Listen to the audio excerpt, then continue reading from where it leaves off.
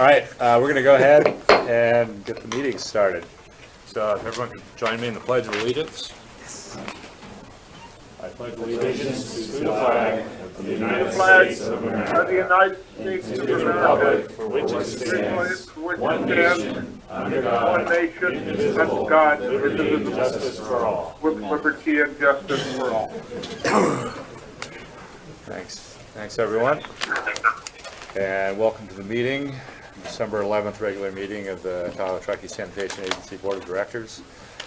The first item on our agenda is public comment. This is an opportunity for anyone to address the board on any topic for up to 5 minutes that is not on our agenda. Anyone here for public comment? Okay, seeing none.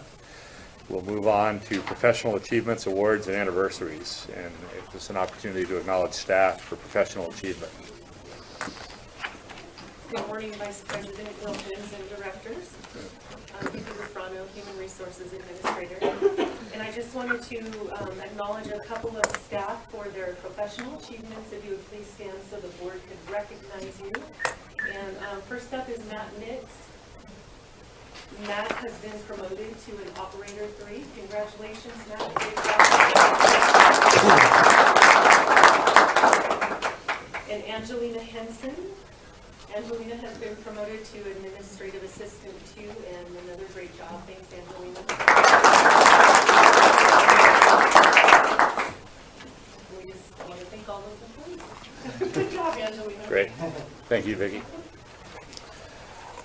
Next item on the agenda is the consent calendar.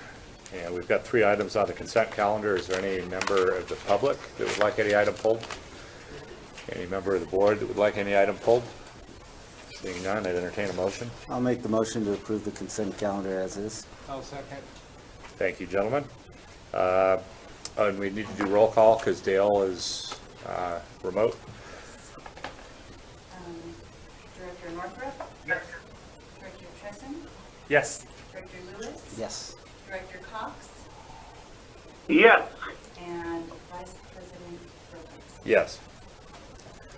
Okay, thank you. Consent calendar is approved. Before we get into regular agenda, I know that Blake has a hard stop in a couple of hours. And I think your desire is if we weren't looking like we were going to get through the regular agenda, that we would potentially interrupt the regular agenda to jump to closed session and come back to the regular agenda? Yes. Okay. Do you have a sense, LaRue, as to whether we should display, how much time we should reserve to make sure we can get through closed session? Right, based on the agenda here, I would say that we would get to hopefully to item 7. We have a couple items that staff would be interested in. I expect those to take a few minutes. And the majority of the time would be for the refunding from Mr. Bortler, which I anticipate about a half hour. Okay, so we'll keep an eye on the clock. Okay, And sounds good. make sure we're making that work for everyone. Okay, thank you. So item 5.1 is approval of resolution 12-2019, adopting salary schedule implementation guide, and employee benefit changes. I so move. I want to take a second just to address it. Yeah, thank you. So we have 3 exhibits in here. This exhibit addresses the salary schedule implementation guide, and employee benefit changes. We've had numerous meetings with the board. The staff received staff input through meetings, correspondences, and what you have here is the final drafts of them. There are some changes that was the difference from what was last submitted to you, so I wanted to address those real briefly. First exhibit is Exhibit A. Previously, we had the group of A1, which was set up to accommodate those staff that would be moving into a promotional position while maintaining the higher salary associated with Group A. Those positions, those staffs have received certifications and have been promoted, so you no longer see the Group A1 in here. So in the Exhibit A for the salary schedule, you have only Groups A and B. Moving on to Exhibit B, which is the implementation guide. Since Group A1 was removed, there were some revisions in the text to no longer reference them. So in the first paragraph, it used to have 3 groups, A, B, and A1. So now you see just 2, A and B. Going over to page 3 of 5. Through discussions, we have included the cost of living, expanded the implementation description for bullets C and D, which define the CPI and the indexes we use, so that is the inclusion of that. Going over to page 4 of 5, for step increases, points B and C, we added some additional clarification as staff has approached the management and asked some questions, so we placed that in there. For 6, likewise, we went ahead and provided clarification that the 1 year and the final step for the pay performance appraisal applies to group in A and B. On 7, the previous comment for annual performance evaluations was based on the fact that we were going to consult with Trackstar. We have already consulted with them, so there's an update to that. So those are the changes to Exhibit B. What you have in Exhibit C here is a summary of the employee benefits that through previous discussions, our benefits were to be divided into the resolution and to the handbook. Through discussions with staff, receiving input, and with the board of directors, Exhibit C explains the direction moving forward for the benefits to be addressed in the resolution. When the handbook is amended and updated, those benefits that are included in that handbook will be brought to the board for comment as well. So with that note, for Resolution 12, 2019, management recommends approval by the board of directors. Okay, thank you, LaRue. Are there questions or comments from the board? Well, I guess I would say, I know it's been a long and challenging process addressing all these issues, from job descriptions to salary schedules to the benefit package, and I just want to express my appreciation to staff and to management and the consultants and everybody who worked to put this package together. It's hard to come up with something that satisfies everybody, but I think what we have here is really good. The benefit package that we're proposing is very generous. I know the salaries for some employees, the Y-rated is a challenge, but hopefully, in a matter of years, we'll be back in a position where folks can see cost of living adjustments in that. And just all in all, again, I know it's a challenging thing, but I'm glad we're at this point, and look forward to moving forward. Yeah, and I'd like to recognize the committee's work that, that both of you spent the time in pulling these things together and making it work.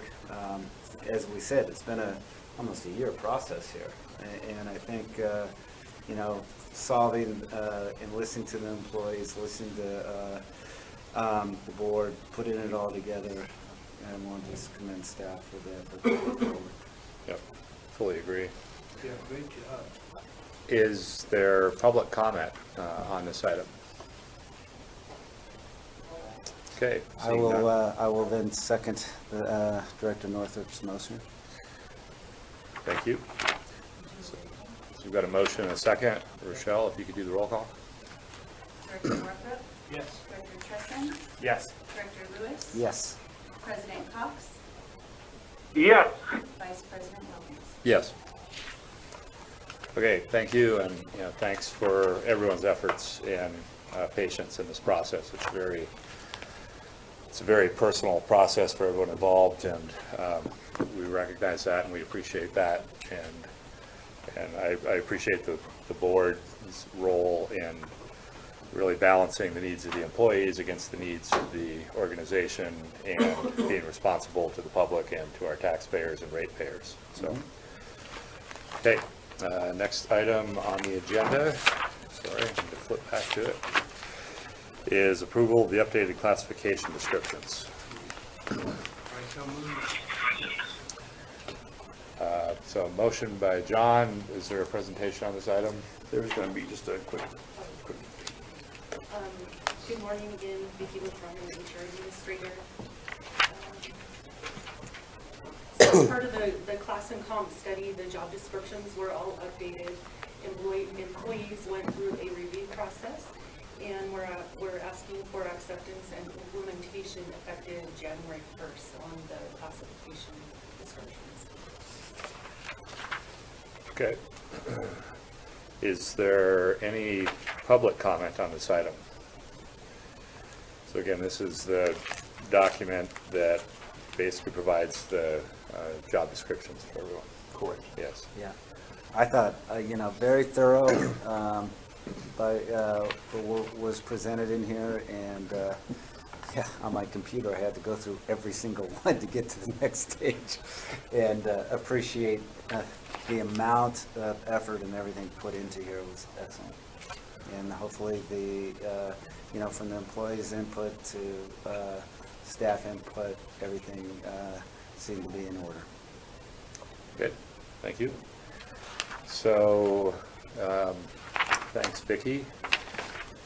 So we've had a motion by Director Northrup. I'll second Director Northrup's motion. Got a second here. Is there any public comment on this item? Okay, seeing none. Got a motion and a second. If there's no further board discussion, if Rochelle could take the roll call. Director Northrup? Yes. Director Chessman? Yes. Director Lewis? Yes. President Cox? Yes. Vice President Wilkins? Yes. Okay, next item on the agenda is approval of the agency organizational chart. Is there a report on Again, this? as part of the classification and compensation study, several classification titles were changed, and as a result, we have updated those on the organizational chart. Your chart also has a new appearance. The colors represent either direct reporting duty, but also supervisory responsibilities. The number of staff within each title is noted per previous board discussion, and we're asking for acceptance and implementation effective January 1st. Okay, thank you. And Vicki, the numbers represent current staffing levels, not like a sort of fully staffed. Correct. Okay. Yes, so it does represent, and you'll even note on here that there is one position that has a 0 in it, so Right. it truly represents the number of staff within the positions currently. You might want to just date the org chart so that, it's as of a certain specific time, it's 0, and as things change, Gotcha, okay. but that's just minor. Yeah. Okay. Okay, any questions or comments from the board? I'll make a motion for approval. I'll second. Moved and seconded. Is there any public comment on this item? Okay, seeing none. We've got a motion and a second. Rochelle, if you could do roll call. Director Northrup? Yes. Director Chessman? Yes? Director Lewis? Yes. President Cox? Yes. And Vice President Wilkins? Yes. All right, thank you. It went quickly, but there was, as everyone said, there was a year plus worth of Yeah. work and a Yes. whole lot of time and effort that went into that, so thank you. Item 4, presentation by Stephen Gortler regarding refinancing options for the district.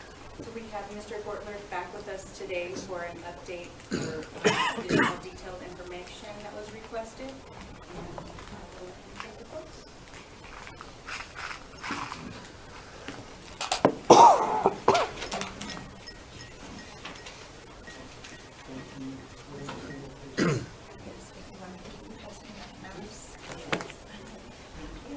Good morning. Hi, my name is Stephen Gortler. I was here about a month ago or so. Just to remind everybody, I'm a consultant. I work with municipal governments, cities, and special districts, predominantly in the Bay Area, when they need to issue debt or to refinance debt. I've worked with a fair number of cities and special districts throughout the area over the last 20-some-odd years, and that's my background, basically. So when I was here the last time, I gave you a presentation on the refinancing of your outstanding SRF loan. I'd like to go through quickly, sort of update the presentation that I gave you the last time, and I've added a little additional information to address one of the questions that was raised having to do with the manner in which the bonds are structured, the idea of the premium, the difference between the par amount of the bonds and the price of the bonds. I've tried to include some information on that as well, so I'll go through this kind of quickly. Just the graph on the first page there, just to give you a sense of where interest rates are. This is an index which measures the interest rate on municipal bonds that are sold into the market. It's not reflective of the rate on your bonds exactly, but it does show you the general trend in the overall interest rate market for bonds. As you can see, we're at the, sort of at the, the end of a long period, a somewhat long period of declining interest rates. In the last couple of weeks, we've seen a little bit of an uptick in rates. Not dramatically, and that's a normal amount of volatility. We're all hoping that that's a temporary blip, and that we sort of stay where we are. But it's an open question as to where rates are headed now. We'll just have to wait and see. Based upon where the interest rate market is today, if you were to issue bonds to refund your SRF loan, then those bonds would have an interest rate aligning with the graph on page 2. As you can see on the top, there's the 2.6%. That's the rate on your outstanding SRF loan. On the bottom is the interest rate, or the yield, if you will, that would apply to each of the principal maturities of your refunding bonds. So for example, the 2020 principal maturity would carry a yield of about 0.95% through 2027, where the yield on the refunding bonds would carry, a yield of about 1.23%. And that spread between the 2.6 and the yield on your bonds, that's the savings. That's where you generate your savings. And that's a reflection of the fact that interest rates are very low right now. On the third page, this is just an update from the numbers that I showed you the last time. It shows a little bit more savings, actually, than last time. Rates have actually improved a little bit relative to that narrow window. So we're looking at about $160,000 per year in savings from 2020 through 2027. And that would assume that we don't change the final maturity of the bonds. We keep that the same. We're not extending the maturity, which, sometimes people do. And then also, this is net of all the cost of issuance and all the other expenses involved in the transaction. So this is really the sort of the take-home, if you will, of what the agency would benefit if this transaction were to close in today's market. On the fourth page, just a little sources and uses of funds. This is kind of a standard page for bonds. You would be, in the way I have it set up here, you'd sell about $20 million worth of bonds. But you would receive a premium, which is what we talked about the last time, of about $3.3 million. So the investors who buy your bonds would actually pay you about $23.5 million in return for giving them a bond with a value of about $20 million. And I'll go into that a little bit more afterward. Also, I put in here transfer from SRF loan reserve. We talked about the last time the idea of possibly you've got a reserve fund that you set aside from your own money of a few $1 million, which was required of you by the state when they loaned you the SRF loan. And that money will be freed up, and you won't have to maintain a reserve anymore if you do this refinancing. And that reserve fund, sometimes people use that reserve fund to reduce the size of their debt burden, and they deposit it into the refunding. And other times they hang on to it and they use it for capital outlays or to mitigate the impact of rate increases or to fund operations. And I think the sense that I got from our conversation was that you prefer to hang on to that, which is natural. And so, I've shown it as a zero amount. You can change your mind and put it in at a later date. These numbers are all fungible to the end. I got a question. With that reserve fund, as it exists right now, what interest rate are we getting on that? I think Do you we have that? in late. Is that Yeah, it's in late. Okay. Yeah. And when we discussed last time, when you took $3 million and you put it in there in that analysis, there was a difference of approximately $200,000 in the final numbers. The discussion was we have $3 million that we may want to keep them liquid, because once we put them back here and pay towards the principal, then we're tied up in the bond. Right. So the idea was to keep $3 million, put it towards capital and any other needs the agency might have. And I think that was a consensus of the discussion. Okay. It's also, there's a good possibility that in the future, interest rates will go up, and if you still have that $3 million, you'll be able to invest it at a higher yield than you can today. And so you might actually make more than you save from this if you put it into the refinancing. Okay. And that stands to reason over 15 years or whatever. No, it's only 2027, so it's only about 8 years. But even over 8 years, you should come out ahead. Excuse me. So then on the uses of funds, the amount of the repayment, which is the outstanding principal plus the accrued interest to the date of repayment, is $23.3 million. And I've estimated the cost of issuance would be $241,000, which is a kind of a standard amount. In terms of cost of issuance, just one quick comment. You know, this is what I would characterize as a sort of a medium-sized transaction. It's not really big, it's not $50 million, but it's not, you know, $3, $4, $5 million. The thing about cost of issuance is that they're, you know, for even a small $5 million transaction, you'd still be paying like $200,000 in cost of issuance. There's sort of a fixed cost associated with getting started for all the various fees and expenses and services. So, you know, this is you might view this as a little bit of a high cost of issuance, and perhaps it is, it's relative, but it's just the size of the transaction doesn't always dictate how much it's going to cost. To hire an attorney, to hire a consultant, there's a certain amount that you have to spend for that regardless. So, and then also bear in mind, the cost of issuance are all contingent upon the issuance and closing of the refinancing. So if you're, you know, working towards closing the refinancing and then at some point things go wrong and the market gets, rates go up or you change your mind or something happens, you're not going to have to pay the cost of issuance. Those fees are only payable upon the issuance of the debt. The only cost associated to the district is for the rating. Exactly. The Is rating that, fee, which is, you said last time was about $10,000? Is that right. correct? I think, well, the rating fee itself is about $23,000, but the likelihood is that if you're going to change your mind and not issue the bonds, we won't go through the entire rating process. So they'll probably prorate the portion that they actually charge you. If we don't close the transaction, presumably we won't have finalized the rating process either. So I'm Okay. guessing that probably half the rating fee or so would be your obligation either way. Okay. Right. No other obligation? That's correct. Okay. Right. Actually, I wanted to go through the 5th page, but before that, I just wanted to show you on pages 6 and 7. I thought actually I would reverse it a little bit. I recently completed 2 transactions of this same type of transaction, refinancing an SRF loan. And I just wanted to show you the results of those 2 transactions, because I think they sort of illustrate the nature of this premium structure. In the case of the Nevada Sanitary District, on page 6, you can see on the left-hand side where it says SRF loan.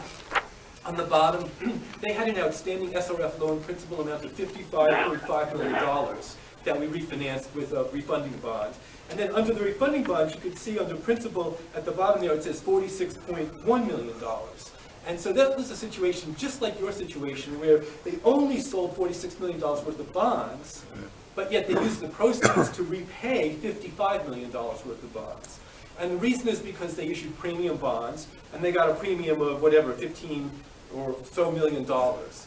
Similar in proportion, similar to what you're talking about doing. So I just wanted to illustrate that same issue of issuing a smaller amount of debt, having more interest expense afterward than before, but coming out ahead. That's the same exact transaction that they did in Novato. And then on the 7th page is the same transaction that we did recently for the city of Petaluma. They refinanced a very large SRF loan that they had taken out. You can see they had a $73.5 million principal balance of their SRF loan, and they only issued $60 million worth of bonds to repay the $73 million. And the balance was paid from a premium as well. And on their transaction, they saved a lot of money, over $600,000 per year. Yes? So I have a question. I'm assuming there's probably not an ability to pay this bond off early because of this whole premium bond issue?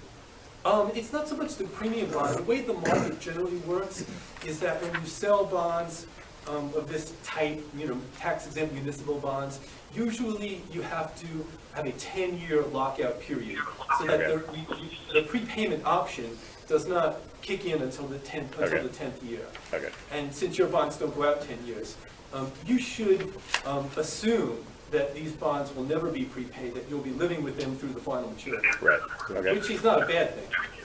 Okay. For that 7.5, 8-year period? Right, right.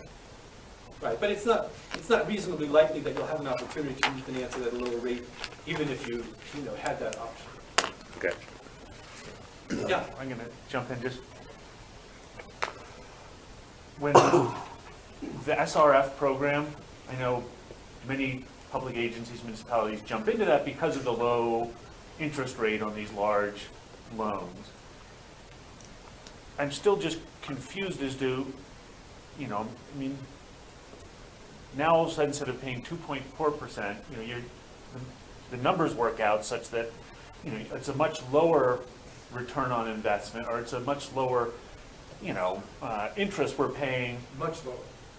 But who's buying these? When the municipal bond market yield, in your first graph is 3%, LAIF is paying 2.5% on our money. Why is anybody interested in buying these bonds and only getting, this, what seems like a really lousy return on investment? Why is there a market out there for those that can even beat an SRF loan, which typically is, the best an agency like us can find?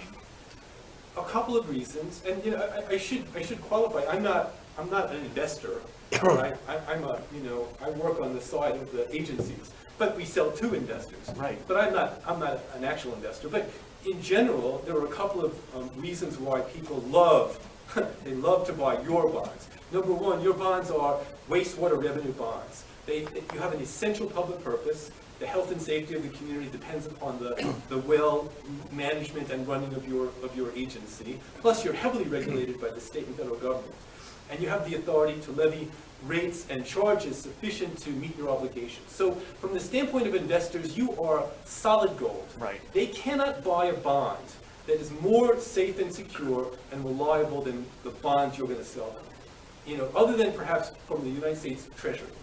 And so people who care about safety and security, who don't want to worry about the risk to their principal, who don't want to invest in the stock market or buy corporate debt, they want to buy your bonds. And there's a lot of people like that. They're not so much worried about how much they're going to earn as how much they're going to not risk losing money. Secondly, it's one of the few investments where you get to deduct from your taxes the earnings on the investment. The interest that you earn on a municipal bond is tax-free. There aren't a lot of investments anymore where you can take a tax deduction for the interest. So if an investor buys $1 million worth of your bonds and they earn $50,000 a year in interest, that's tax-free. So on a tax-adjusted basis, while you're paying them only 1% out of your pocket, from their perspective, it has the value of a 1.5%, which may not sound like much of a difference anyway, but it's worth a little bit more. There are a lot of people who value the tax benefit together with the security of the safety of the bonds, and that's those are enough. Those reasons alone generate a lot of interest in bonds. I mean, we sold the bonds, the Petaluma bonds. We sold $60 million worth of bonds for 1%, like 1% rate. I mean, it's not been like this in the past. This is a new situation, it may not. And in fact, even today, interestingly, there are a lot of foreign buyers of municipal bonds. If you go abroad into the large developed countries, interest rates in the sovereign countries is actually negative rates, where they don't even earn 1% on their money. So they're looking abroad to invest some of their cash, and they're looking, just to earn a little bit of positive yield and not to put their money at risk. So there are actually, German and French and Italian people who probably buy bonds like this as well. It just seems, we're in year 10 of a bull, stock market that's returning 10% per year. It's just, so if we were at day one right now with our need to do the project that necessitated an original SRF loan, would someone like you come in and say, don't go to the state? I don't know, what is the SRF rate right now? No, you couldn't. Or would you, if you were doing a new project today, right, it would depend on the amount of money involved. If it was a very large transaction, it might be sort of a break even. But for a transaction of $20 or $25 million, it's very likely that the state's rate on their loans today, and actually today they don't really do 20-year loans like you have a 20-year loan. They don't do that so much anymore. They do 30-year loans now rather than 20-year loans, because that's really where the market, that's what people want. But the 30-year loan rate, I believe, is a little bit below 2%, a little bit below 2%. If you were to do a 30-year loan, a real 30-year loan, we could not beat 2%. You know, we're doing a 7-year loan, and we could beat 2.6%, but we can't beat 2% at a 30-year loan. So the state, the state can offer you a better deal than the market can in many respects, but this is a unique situation. What's a U.S. Treasury bond yield right now? The 10-year rate is 1.84. So we're below them. So you are below the 10-year rate, right? You're about, Just because of the term? well, first of all, exactly, it's shorter Okay. than 10 years. Okay. You sell bonds, some of them are due in the first year, the second year, the third year. So the average maturity, if you will, of your bonds is only 3 or 4 years Yeah. versus 10. And that's a big difference. And then also the tax exemption, versus a treasury rate, which is a taxable rate. Right. Um, You're looking at institutional investors on this thing. You're not looking at individual investors. Almost exclusively, Yeah. although there are a lot of individuals who participate through institutions. For example, Correct. there are big mutual funds, Right. Vanguard, Fidelity, Nuveen, these are big institutional mutual funds who buy a lot of municipal bonds, and then individuals have accounts with them to manage their investments. Okay. Just another follow-up question, both in the city of Petaluma, the Novato, and the kind of pro forma that you've laid out for TTSA, you've indicated the interest rate. Is that fixed upon, the issuance of the bonds, or is there a risk there that, the market changes? With SRF loan, you've got that fixed rate rate. from day one. What is the risk for a changing market with this type of refinance? Yeah, we would be issuing or selling fixed rate bonds. So the way the process would work, the way we envision it working is there'll be a date selected for the sale of the bonds. And on that date, all of the potential investors will submit bids.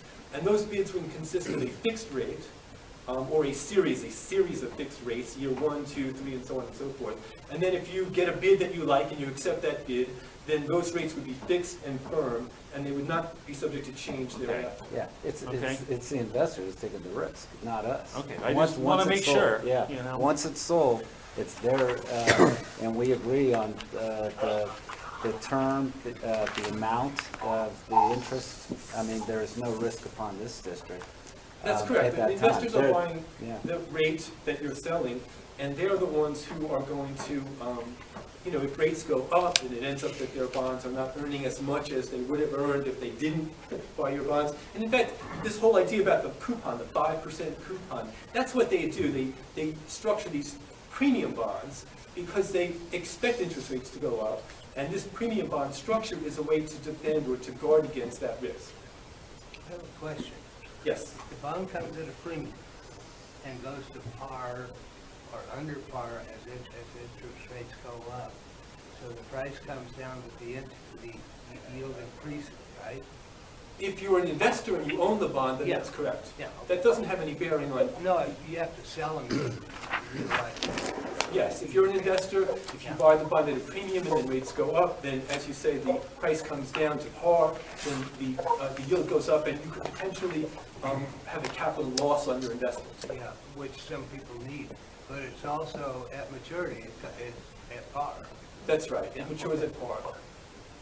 Right. Okay. Yeah, I'm just looking at this thing as far as, if you look at it now, based upon the information that we have in front of you, and if it happens, because we'll be looking at issuance in February, correct? If We would hope potentially. to lock in the rates to sell Okay. the bonds the third week in January. Okay, And that would be, soon enough where we hope that rates would, sort of hold steady Right. between now and then. yeah, looking at the savings to the district, the million, $1.2 million to $1.3 million to the district, what the savings is. And the risk involved here is a $10,000 risk or so if we don't, if it falls out, and we decide not to go with it. That's what you're looking at. And I think it's to save the taxpayers of the district, you know, $1.2 million, $1.3 million with very little risk here is a good opportunity for the people of the district to benefit by. Okay. Did you have any further closing slides on your presentation? I mean, a lot of it is just I think we've similar to what covered you've it. seen before. Right. And the numbers haven't really changed that much. Okay. So I would say, no, not unless you have any questions. Okay, and I think the net result is, I think our decision today is, do we want to continue down this path? And then what would happen is you would go and do the technical work for us, and then you would come back at the point in time when we know exactly what the bonds would be selling for, and then we would then We close have the a meeting deal. scheduled for the 8th of January. Yes, So the schedule that we envision is that we would do all the preparation between now and then, come back to you on the 8th, and then if everything looks good, then you would authorize the agency to go out and to sell the bonds. Yep. We wouldn't know for sure what the rates are going to be until the sale, but we can't sell the bonds until you've approved the sale in advance. So you would authorize the sale. It would take another week or two to then get into the market. And then at that point, before we actually sell the bonds, we pretty much know where the market is. And if we think that the market is favorable, then you sell the bonds. If you think the market has turned against you, you don't sell the bonds. You sort of delay. But so the 8th would really be the goal, to present you with a complete package of all the information, documents and so forth. And then if approved, we would then present all that information to the investors and then solicit their bids. okay. I'll make the motion that we go forward with this process. You're looking at a 0.01 risk percentage to the investment. I mean, it's practically nil. Right, so we've got, I think, three This item items. is still, I'm sorry? go ahead, Dan. So we've got 3 items on our agenda related to this topic. Item number 4 was the presentation that we just heard. And item 5 is authorizing staff to proceed with the refinancing. And then item 6 is approval of municipal advisor services with Stephen and also with bond counsel services. So that's really the package that we're There's acting also on today. item 7, which would include is the debt management policy. Okay, thank you. So just back on item 4 that we're on now, in the presentation, one of the action items I think we gave LaRue at the last meeting was to actually make personal contact with the Novato Sanitary District and just, Right. no offense, but, we wanted to talk to Right, actual right. users, people who've done this and make sure that, Background check. there was that this actually had gone through and that, there weren't any kind of hidden risks or something like that. And so, Lou, I was wondering if you could report back on Sure. any outreach you did to reference check other folks who are I in this. contacted the finance directors of Novato San, as well as the city of Petaluma, as well as their director and general manager. And the feedback I received from both entities is that Mr. Gortler did the same process for them. He's worked for them on other projects previous to that. That the presentation and with the premium bonds, they went through it. It is a process that's not uncommon. And they said that he did a great job, was very receptive to questions, and led the districts and the cities through the whole process. As a matter of fact, one actually stated he kind of under promises and over. I haven't done that Yeah, yet. yeah. So Don't expect that. everything all the feedback I received was that he did an exceptional job. Okay. They were very content with his work, and they would be more than willing to continue services with him. They were happy that they refinanced their Most SRO definitely. loans through this Most definitely. process. Okay, that's great. Thanks, LaRue. Appreciate that. Okay, so I don't believe item 4 requires any action. We were just accepting the presentation. So then item 5 is consideration to authorize staff to proceed with refinancing. And I believe that's the item that Dale, I'm sorry, that we just had a motion on. Was there a second on Lane's motion? So Lane made a motion on item 5. Right. To authorize staff to proceed. Second. Is there any public comment either on the presentation or on the motion? Okay, seeing none. I got a comment, Dale. Dan, if I may. Please.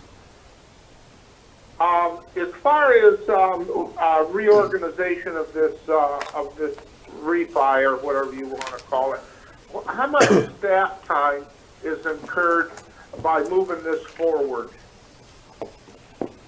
I would go ahead, Steve. It's a significant amount of staff time, but it's very compressed. In fact, I was going to meet with LaRue and Rochelle this afternoon, and what I was going to say to you is that between now and next week, the next 7 business days, we need to start and finish. You know, we start today, we finish the end of next week, and then your part is mostly done. But I will need you to set aside time at your convenience between now and the end of next week to gather information that we need. I don't need you to do anything really, other than send me some numbers, some documents, some data, you know, pull it from your files, so that we've got all of the material that we need to then do the rest of the work. And at the end of that, you know, 4 or 5 days, your time commitment should be very limited going forward after that. But the first part of it is where you need to really dig in. Okay. Did you hear that, Dale? Yes, I did. So just to kind of recap everything that we've discussed over the last couple of months regarding this, we're looking at $1.2 million to $1.3 million financial benefit for the district over, what, 8 years? Correct. Yes. Basically, yes. $160,000 a year approximately. $160,000 a year for 8 years, and the basic, not so much risk, but the basic challenge to the agency is going to be staff time and a $10,000 outlay. Yes. And your reserve fund is free. That's also a benefit. Yeah. And LaRue has made and reached out to Novato and discussed with their financial team about how it worked out for them, and they endorsed this this move on their behalf. Yes. Okay, no further questions. Yeah, don't forget, Dale, what you just said as far as it frees up the contingencies on that $3 million. So it becomes funds to the district to be used as we wish. Okay, thanks. Any additional director comments? Okay, seeing none, if you could do the roll call, Rochelle? Director Northrup, Yes. Director Tresson, Yes. Director Lewis, Yes. President Cox, Yes. Vice President Wilson. Yes. Okay, then item 6 is basically an agreement with Mr. Gortler and also with bond counsel to make this transaction move forward.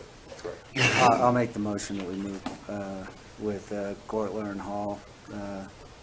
Moved by Lane, I'll second. seconded by John. Is there any public comment? Seeing none. Any further director comments? Hearing none. Rochelle? Director Northrup, Yes. Director Tresson, Yes. Director Lewis, Yes. President Cox, Yes. Vice President Wilson. Yes. All right, thank you. And then item 7, consider approval of agency debt management policy. So in accordance with the government code, before we do a refinancing, we have to update our agency debt management policy. This policy here defines the requirements of the policy and the rules and regulations for refinancing our bonds. Is there any changes? I mean, it's pretty boilerplate. I mean, did you change anything from the original? We weren't able to locate it, the original. You weren't. This is our. Yeah, Lane, I doubt the agency has one of these. This was a really new requirement that came into effect around 2015, 2016, Okay. somewhere in there. So where'd this one come from? This one, I cribbed it primarily from a Best and Krieger model that was prepared for one of my other Yeah. clients. Seems, I don't know, as I said, it seems real boilerplate. Yeah, you may have seen it before. with one of the I've other seen it agencies. before, yeah. Right. Okay. Hopefully, we didn't pay too much on that one. Any, The recommendation is to approve the policy. thank you. Are there any other questions from directors? Comments? Seeing Uh, none, no public comment? I'll make the motion that we approve that management second. policy. Moved by Lane, seconded by John. If there's no further discussion, if you could do roll call, Rochelle? Director Northrup, Yes. Director Tresson, Yes? Director Lewis. Yes. President Cox, Yes. and Vice President Williams. Yes. All right, thank you. So do we want to move to closed session now, or do we want to burn through the rest of the open session? We seem to be going pretty well, so, Keep chugging? yeah, I think so. Okay. Yeah, I still got, All right, let's keep rolling. Okay, item 8, I need to be on this by resolution 11:30. 13-2019, changing the regular board meeting date. So based on last month's meeting and discussion, the direction was to come back and draft a resolution that would change the board of directors' regular scheduled board meetings to the third Wednesday of the month at the agency Okay. to commence at 9 o'clock in the morning. I'll so make- move. Second. Moved, motion and second. Is there any public comment? Seeing none. Rochelle? Director Northrup, Director Tresson, Yes? Director Lewis, Yes. President Cox, Yes. and Vice President Williams. Yes. Thank you. Okay, item 9 is approval of task order 32.1 for the 2019 Headworks Improvement Project. Good morning, directors.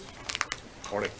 So this is for approval of an amendment to an existing task order with CH Film Hill. So CH Film Hill is currently in design for our Headworks building. It's, the job entails basically is for new bar screen and new washer compactors. And they're currently at about say a 50% level, but when they were back, in the 30-40% level, they saw an opportunity to improve our reliability redundancy in the building. And that is provide us with, currently we have 2 screens and 1 washer compactor. And operations would like to have 2 washer compactors for redundancy. In order to do that, we're constrained in the existing space. We don't have enough room to put those in. So to put those in, you gotta push the building to the west, expand the building to the west, and to allow you to go to 2 parallel compactor conveyors or washer compactors is to put in a sluicing channel. The sluicing channel is basically just a flume, if you will, for all the little screens. So what comes off the screen drops into the flume, goes down the sluicing channel, and then splits for the 2 washer compactors. So in order to accommodate that, you need to expand the building, which incurs additional engineering costs. However, the way that they're wanting to lay this out would allow us to avoid the use of a bypass contract, a flow bypass contract. And the flow bypass contractor would be, on the order of at least 4 weeks, maybe 6 weeks, 8 weeks long.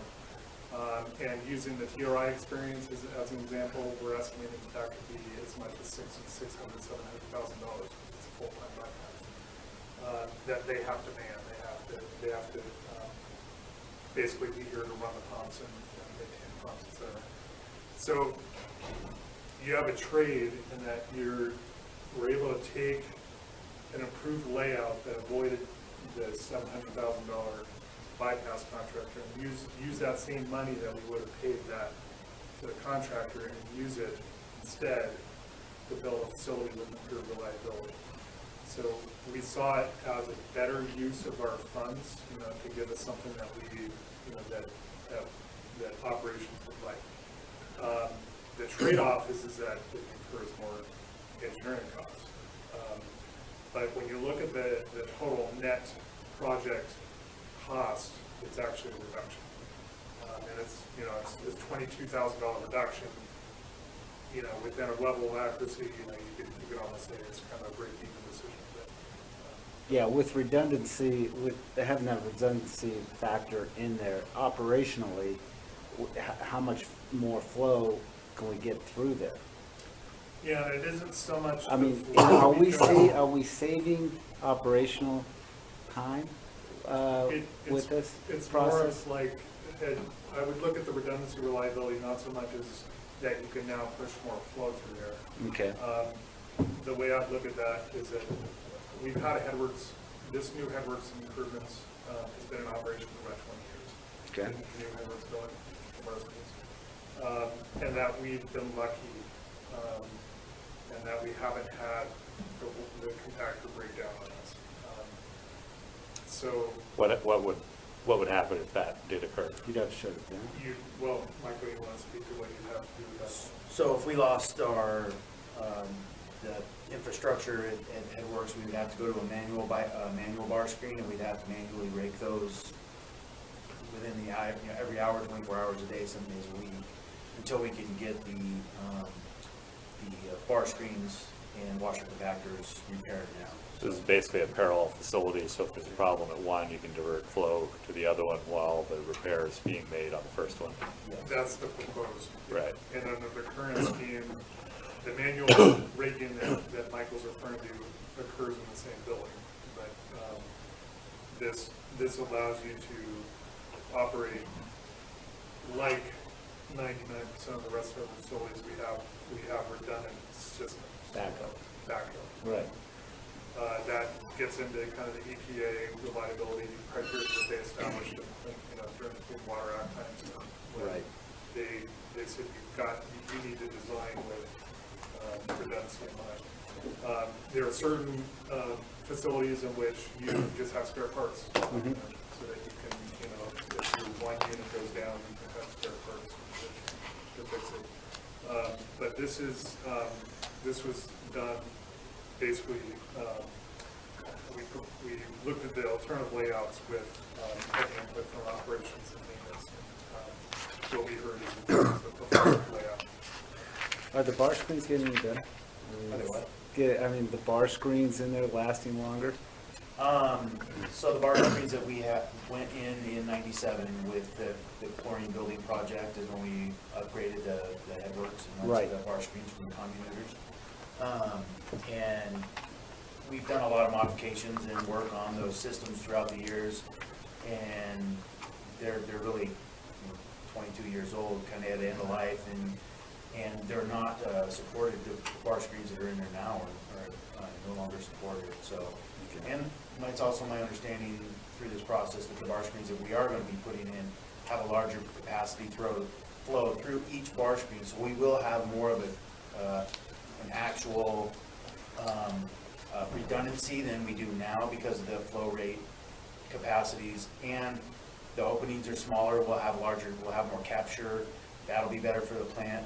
You know, on the other side, we'll have less impact and inorganic material getting through that we have to gets into the digesters and causes issues. So, you know, there's a lot of. I know, when we're first looking at, when this is being brought up, that's what we were talking about at the start, and just making sure we're maintaining that process throughout. Yeah, so that went before the board prior was to change out the screens. Correct. And got approval for that. I did want to mention that through this process with conceptual design of our system, we had a preference in a certain type of screen called a step screen. And through their input, because they have experience all over the country with different manufacturers and products, et cetera, so they would strongly recommend going to a multi-rig screen. That, I just wanted to throw that doesn't really change the layout, but the layout was more of the washer compactor. As long as we're doing it in the right way, not saving pennies to, you know, cost us dollars down the road. So, you know, making sure we're getting the right product and we're spending the money to do it for long-term operational efficiency here. Yes, and I see this as a prudent use of funds. Okay. Good longevity. So this action is to approve a change order to increase the consultant's cost by about 70,000, but that results probably in a maybe more expensive building, but no bypassing the overall offsets at 70,000, and ends up with a product that operations prefers over the previous Yes. design. Correct. Okay, Yeah. that sounds great. Yeah. That's exactly what Okay. this is an amendment to increase the engineering. It's a great job. And it has more longevity, right? I'll Well, it's I'll make a brand new. motion to, Reliability with Yeah, that. and longevity, Yeah, hopefully longevity, Yeah, because okay. each unit would have less time. yeah. Okay, I would make a motion to approve task order 32-1 for the Headworks Improvement Project. Second. moved by Blake, seconded by Lane. Any comments on this one, Dale? Nope, go ahead. Okay. Just real quick, Jacobs and CH2M got confused. You refer to the engineers Jacobs, but then the contracts with CH2, has there been? Yeah, so Jacobs bought CH Hill. Okay, Jake is allowing CH Hill to continue to use their name, you know, and contract with, eventually that'll be phased out. okay, Our original master contract has CH Hill all over it, so when we were discussing back and forth which one to use, you know, Right. that's. Yeah. Understood. Jacobs. yeah, just Okay, confused yeah, by the so if I could reference. just Clarify that, the CH2M Hill, the corporation still exists, the corporation, there's wholly owned now by Jacobs Engineering, big company. Your contracts with CH2M Hill, the corporation. The CH2M Hill guys get confused, because they call themselves Jacobs, they wear Jacob shirts. Yeah. Okay, thanks. I hadn't heard about the merger and was confused by the reference to Jacobs. And eventually it might have to come back in a few years with a master contract that Jacobs and Knowles with. I think that's why they left it alone, because Jacobs didn't want to have to go back and have reapproval of all these consulting contracts. Okay, so we've got a motion and a second. There's no further board comments. I don't see any public comment on this item. Rochelle? Director Northrup, Yes. Director Tressler, Yes? Director Lewis, Yes. President Cox, Yes, Vice President Morgan. Yes. We'll move on to item 10. Blake? Yeah, let's do 10 and then maybe go into the closed session. Okay. Okay, item 10, approval to award the agency organizational assessment. Correct. The agency issued an RFP for proposals for an organizational assessment. The assessment includes an overall agency assessment, departmental assessment, as well as the use of consultants assessment. We had 3 consultants provide proposals. I have listed them there as Carollo Engineering, Management Partners, Matrix Consulting. After discussions with each of them, each of the entities will be able to perform the scope of the organizational assessment. Listing the costs and prices, you have Management Partners at $39,900. Second came into Carollo Engineering at $56,000. Matrix Consulting Group, $58,000. As the primary driver for an organizational assessment is not based on price, we had some other evaluations and discussions and thoughts about awarding this proposal. And after discussions with the selection team, we have opted and recommended that we recommend it to Carollo Engineering in the amount of $56,000. The reason for doing that is because Carollo Engineering, they do have the technical experience to address every part of the department in our lab, so they're aware of the department to include ops, laboratory, mechanical, engineering, IT. So they're very aware of the agency. They are familiar with us in plans moving forward as they're currently performing the master plan for us. And they've already established a good working relationship with staff. So when you start looking at those benefits that I think Carollo brings to the table more so than Management Partners, I believe that it's a better decision to award the organizational assessment to Carollo Engineering in the tune of $56,000. Okay, thank you. Questions? Yeah, when you, well, I'll second. well, I got questions. For one, with Carollo, you know, when you're talking, you know, in their proposal, reading through the proposal, you know, agency staff buy-in, and we're talking about, you know, we talked 3 months ago about including the employee survey, and they would do that. Correct. Carollo would do that from the outside for our employees, and they'll get the employee feedback to give to us? Correct, Correct? yes. Okay, what part of the process is that? Is that at the beginning, is it in the middle, or is it at the end? I mean, because that contract is for, you know, approximately 3 to 4 months. Let me reference it real quick here. So if you go to page 12, Right, there's a kickoff meeting, findings and recommended workshop, which is towards the end, but organizational assessment, interviews, focus groups, on-site training. That, based on the schedule here, it is earlier in the project, so Okay, good. it would be about a month. And I did talk to Corolla Engineering about that. They would address staff and meet with staff. I don't know if we're gonna meet with all of them, but at least a few from every department. right. Get assessment on their feelings and their independent assessments of the department, the agency. So all that will be taken into consideration of their report, and it will be provided to the board of directors. Great. Okay, was my main concern. Now, is that contract, LaRue, fixed price not to exceed? It is a time and expenses that are not to exceed, yes. And LaRue, I'm very comfortable with Corollo's engineering expertise. I'm less familiar with their sort of organizational Sure. and business practices here in a project like this. Did you happen to, they've given a pretty long list of other entities that it appears that they've done similar work for. Did you have a chance to contact any of them and, you know, make sure that the product was, you know, their needs were truly similar to what we're looking at doing, and that the end product provided them the deliverable they were looking for? Yes, I did contact references for all of the consultants. They were all positive. A lot of the other consultants provided proposals where this was their task. A lot of this task here, when Corolla is usually rolled into another one, say, like a master plan.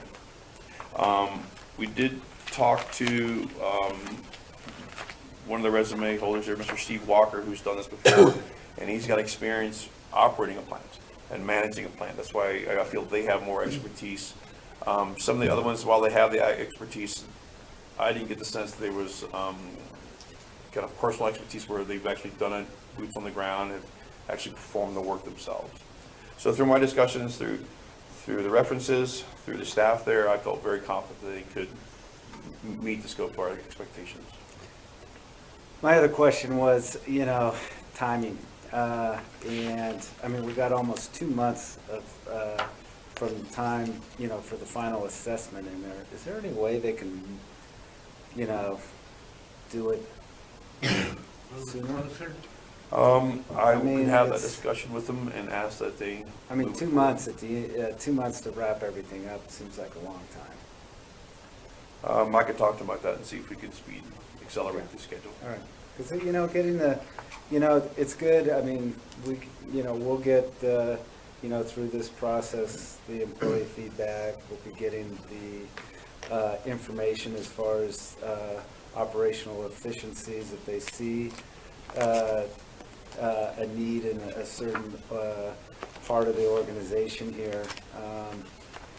You know, I just see pulling it all together being a 2-month period is a long period. So if they can move faster, that would be better, as long as we're getting the same quality back to us that we need to take place. I will have that discussion with them. Yeah, I guess I would just temper that with, you know, this is, the end product of this is, you know, another sort of important and potentially charged topic, and that we take the time necessary, and, you know, we're on, I don't know that this is a critical path to anything that it needs to get done in a certain time. So while I think we move forward, and, you know, the fact that you've moved this forward as quickly as you have, LaRue, and gotten a proposal in front of us is great. But I think the board and management and staff should proceed with this in a very open, transparent, and, you know, thoughtful way. And, you know, I don't mind if it takes a couple Right. extra months to get the right product over making some decisions in a rushed format. So but I concur, you know, I'm hopeful that Corolla, again, I have some concerns because I just don't know their expertise. You know, Tim, we have a contract with him. He's an engineer. He's not, you know, but I'm hoping that between Steve Walker and their other resources that they have at Corolla, they can look at the staffing and the business operations of the organization adequately and give a good analysis. Hey, I feel they do. One of the other team players is Mr. Baker. Right? And that's what he specializes Yeah. in. Okay. So I did have those questions and same Okay. concerns, so. Good, I'm glad you followed up on that, so. Okay. Any additional board questions? I don't Yeah, well, back to the time frame, if I may, Dan, we really don't have a gun to our head with this issue. This is just a situation where we're moving forward to try and maximize the, our ability to operate this operation with the best interest of the public and taxpayer, and in completion of our mission statement. There really, I would have to agree with Blake that whatever it takes to get this job done with the maximum amount of information for us to have at our disposal is the direction we should go. Okay, thanks, Dale. Yeah, and I think the transparency, here will help us a lot with the employees. That's important. Okay, so I don't see any public comment on this item. And with that said, is there a motion? I'll make the motion to approve Carrillo as put forth. I'll second. Moved by Lane, seconded by Mr. Northrup. Rochelle? Director Northrup, Yes. Director Tresson, Yes? Director Lewis, Yes. President Cox, Yes. and Vice President Gomez. Yes. And before we go to closed session, for items 11 and 12, do board members have any specific comments or dialogue on these? And if so, let's move to closed session, but if not, then I didn't know, maybe we could burn through these quickly. You probably can get through them pretty quickly. Yeah. If we want. Yeah, Okay. portable pump system. Okay, so yeah. Jay. So item 11 is approval to award the purchase of a portable energy pump system. Yes. Okay, so we received 2 bids. So this is a portable pump system that was going to replace, or is going to replace an old outdated system that no longer meets regs. We received 2 bids, one from Cashman Equipment for $118,000. That was for the global pump, and then Pack Machine for $127,000. We reviewed the bids. Cashman's bid, they lacked information on what equipment they were making available for purchase. We subsequently asked them to submit that to us. We reviewed that information and determined that there were a number of aspects that did not meet the qualifications and specifications as outlined in the memo. I won't get into the details unless you'd like to discuss them. And then we reviewed the Pack Machine bid, which was the second low, and found that their proposed equipment did meet the specifications. There was one minor irregularity in their bid, that they just had C attached in the references and included a separate attachment. Afterwards, we asked them to submit that in the actual page that we required, which they did. So our recommendation is to award to the second Pack Machine company for $127,500. Okay? Question, with regards to the Pack Machine, as far as that, I mean, how fast are they as far as getting parts and stuff like that? Do they have a good track record? Yes. Okay, we've been I know Cashman's renting huge. from them, I think Okay. recently on the digester project, and they were responsive, correct? Correct. They're just as responsive as Cashman. I know Cashman's bigger, but, And I don't know if Jay mentioned, Pack Machine is the Godwin representative for Northern California. okay. Been working with them on the rental. They have direct access to Xylem Godwin in Mariloma, which is an actual Godwin facility, and they have all the materials located there. Okay, so they're very responsive. Okay, good. And then that interchange, reading about that interchangeable impeller, yeah, I mean, that's, looking at that, I mean, with this new pumps out now, it's a nice item. That was an important aspect. because Yeah. It's not just a pump for our TRI, but it's actually a pump that we're going to use around the plant. Yeah, no, that's great. That alternate color is what we need as a design feature. And the Pack Machine pump had that, and Cashman did not offer that. They didn't offer that. Did not Oh. offer that from, I'd go for from what they that. sent in to us. Okay, great. I'll make the motion to approve PAC machine. I'll second. Yeah, wait just a second. I got a question, Lane, if I may, to Jay. Go for it. Jay, this emergency pump system, is it gonna be something that you'd be able to, move to member districts in emergency and have it adapt to, their plumbing or their fittings or what have you in case of an emergency within a member district? Yes, as with all of our bypass equipment, we make it available under mutual aid. So if a member district, had an issue that we could, we would offer this in support of whatever emergency they were dealing with. Furthermore, it's really based on, ultimately going back in history, it was based on North the Tahoe, North Tahoe right. system. So we're very compatible with with what they have going on. I know with couplings and such, we could adapt to, with other districts as well. Well, it's only TSD. Okay, and thank North you Tahoe very that much, have them. Jay. Yeah, but I mean, like, if you're welcome, if TSD had their pumps going and you need a manifold or something, you Correct, could just do okay. that through thing. Perfect. Any further board questions or comments? Jay, I just don't want to belabor it, but in your fiscal impact, you say that due to major design concept changes, that's why the 127 is so much less than the 400,000. Yeah. What was that's a significant Yep. design concept change. Yeah. They're So- just bypass pumps. Right, so the original pump was replacing Big Blue with two Big Blue. Big Blue, they don't make, we cannot find an impeller. We went through this prior for the Pioneer pump years ago. They do not make a pump that large with that kind of impeller design, and so we suspect the curve may be bogus anyway on it. But so the point being is that we ended up going with two smaller pumps that we found was going to be much more versatile for applications around TI. Okay. And so just by virtue of having much less material and smaller, way less, ductile iron, cast iron, smaller trailer, et cetera. They're much smaller, more versatile, more mobile pumps. And so the idea is that we like these, we could potentially get a larger fleet down the road. We're buying one or two? We're buying two under this. Two, okay. Okay.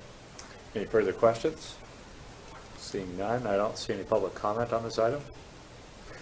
Is there a motion? I made the motion. Okay, sorry, losing track of myself Yeah, there. that's okay. Lewis made the motion and Northrop has. Okay, thank you. If you could do the roll call, Rochelle? Director Northrop, Yes. Director Tresson, Yes? Director Lewis. Yes. President Cox, Yes. Vice President Williams. Yes. And Rochelle, I just wanted to confirm, we did the roll call for the organizational assessment? I have on my notes that we did. Okay. A question was asked as to whether we did that, so I wanted to confirm. By the way, for procedure, Dan. Yes, sir. You make the motion, the second, and then discussion. That's one way to do it, or Yeah, you can I have mean, discussion yeah. and then do it, so, yeah. Item 12, approval to purchase a Polaris Ranger XP 1000 North Star Edition snow vehicle. Yeah. Michael Peak, Operations Manager. A little bit of background on this is the agency is required to perform field tests throughout the year, such as obtaining field samples for laboratory and also maintaining grounds during the summer and sampling during the summer. Although this is accomplished through current fleet of vehicles, we have some older snowmobiles and stuff that we use. It is often difficult during the winter. Currently, the agency utilizes snowmobiles which are underpowered and have limited mobility. They're just built limited mobility. They're older. They don't have a reverse on them. When they get stuck, it's really hard to get them out of the powder and the snow. Management and staff have determined a new vehicle be purchased with flexibility of performing in all weather and be accessible to all departments. After discussion and visits with member districts, and the Polaris Ranger XP 1000 North Star Edition utility / snow vehicle was interchangeable, with interchangeable snow tracks was determined to be the best fit for the agency's needs. We're asking to procure this through the bids for procurement were not solicited, as they are not required in accordance with agency ordinance number 3-2015. Exceptions. Bidding will not be required for purchases in following situations. The material is to be purchased through or from the state of California or other federal, state, and local government group sale programs. And that's what we have done here through the Polaris Corporation. You can see the documentation that supports that. The quote came in at about right at $29,000, and that was excluding state tax that we will have to pay. So the total will be right with tax, will be right around $31,400. The purchase of the utility snow vehicle for $50,000 was budgeted and approved in the 2019-2020 annual budget. So the fiscal impact will be approximately $32,000. Is that trailerable? Yeah. It is, yes. Okay, good. That's my only question. Yeah, a lot of the agencies now are, getting rid of the snowcats and going to these smaller mobile units because they've come down so much in price. The interchangeable tracks as opposed to, during the summer, you can have it. I was just wondering, when you go out to you're talking about when you go out, do the wells, what equipment are you taking with you? Sampling Okay. materials, and then also when you're out there, if it's Right. snowing or raining really hard, So they're taking it exposed all to in weather, the- You're writing stuff down out in the, So they're taking the equipment when they're going out there in a snowmobile with a backpack and going Yes. out there. This, Yes. the other good thing about this one is they got, you can take equipment with you in the back rear of those things. And it's So- enclosed, isn't it? the cab is enclosed. The cab is enclosed, but it has a box, hopefully you put a mechanic's box in the back of it, buy that as an accessory for that unit, because that way you can store your equipment in there when you're riding out there, and it's not gonna bounce out or whatever, as opposed to just putting it in the back. So, Okay, any further questions or comments from the board? Nope. Yes, I got a question and a comment. If I may, Please. the number one, do we have some kind of a warranty with this new piece of equipment? And what would that be, Rich? Yeah, Mike's doing the Michael. presentation, but Rich could answer. Oh, I'm sorry, Mike, okay. Yeah. If I recall correctly, it's 1 year. Rich recalls it to be a 1-year warranty? 1 year warranty? Yes. And then the second question is, if we need to take this piece of equipment out on the TRI or be able to take it, somewhere off-road, which I'm sure it's what it's intended, do we have a means of transporting it from, like, the agency to along the TRI? Do we have a trailer? Do we have a way to transport this equipment? trailer. Yeah. Yes. We'd have to look at the snowmobile trailer for the rating and the dimensions to see if we'd be able to put this unit on that trailer. We do have another larger trailer that we use for the backhoe that could be used, but I'm not 100% sure right now that we have a trailer that we could trailer that out. But some of the other uses for it could be going out to just ponds A and B and to getting to some of the structures without actually plowing the roads. If we were in a situation where we had to get out there really quickly and hadn't had a chance to plow yet, we could use this vehicle to access some of those areas. So it would be multifaceted on what we could use it for. But yes, we would be able to use it on TRI. It's such a more functional, you're looking at right now, if we had an issue on the TRI to get out there, right now, you can go out there and, scurry around in a snowmobile if you can get there, but these units they're safer, they're dual track, they're not gonna tip over on you, and they're just easier to maneuver in heavy snows. Yeah, and one of the selling points for the Polaris for us was the true all-wheel drive, which most of the, we couldn't find that in any of the other, utility vehicles that, you put tracks on. It's more of a locking differential, which makes it a little less, maneuverable in the snow with the tracks, so that was another selling point for the Polaris. There's a guy that, on the golf course that has one of those, and it's very functional. Any other questions or comments from board members? Nope. Seeing none, is there any public comment? Seeing none, is there a motion? I'll make the motion. I'll Move- second. Moved by Lane, seconded by John. Roll call, please. Director Northrup, Yes. Director Tresson, Yes. Director Lewis, Yes. President Cox, Yes, and Vice President Wilkins. Yes.